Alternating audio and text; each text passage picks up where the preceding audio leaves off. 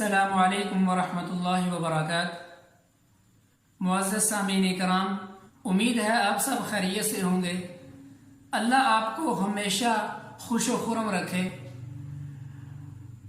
جو دن آگے آ رہے ہیں ان کے حوالے سے آپ کے سامنے کچھ گزارشات عرض کرنا چاہتا ہوں۔ جس شخص نے قربانی کرنی ہے، الامساک عن التقصیر والتقلیم، وہ شخص ذی الحجہ کا چاند نظر آنے سے پہلے اپنے ناخنوں کو تراش لے اور اپنے بالوں کو کٹوا لے۔ جس شخص نے قربانی کرنی ہے وہ کبھی بھی چاند نظر آنے کے بعد یہ کام نہ کرے۔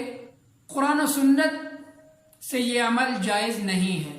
سیدہ ام سلمہ رضی اللہ تعالیٰ عنہ بیان کرتی ہیں، نبی کریم صلی اللہ علیہ وسلم نے فرمایا، اذا رأیتم ہلال ذی الحجہ، جب تمہیں ذی الحجہ کا چاند نظر آ جائے، واراد احدکم ان یضحی، اور تم میں سے کوئی شخص قربانی کرنا چاہتا ہے، کسی شخص کے پاس قربانی کی استطاعت ہے، وہ چاہتا ہے کہ میں بھی اللہ رب العزت کی رضا کے لیے قربانی کروں، فَلْيُمْسِكْ عَنْ شَعْرِي وَأَظْفَارِي، اس کو چاہیے کہ وہ اپنے بالوں کو اور اپنے ناخنوں کو اپنے آپ سے روک لے، یعنی چاند نظر آنے کے بعد وہ اپنے آپ سے، یعنی اپنے ناخن بھی نہ تراشے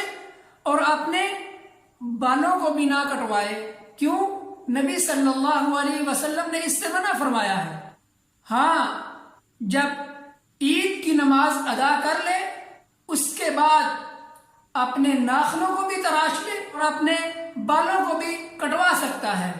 تو اللہ مجھے اور آپ کو یہ نبی کریم صلی اللہ علیہ وسلم نے جو صحیح طریقہ بتایا ہے اس پہ عمل کرنے کی توفیق عطا فرمائے۔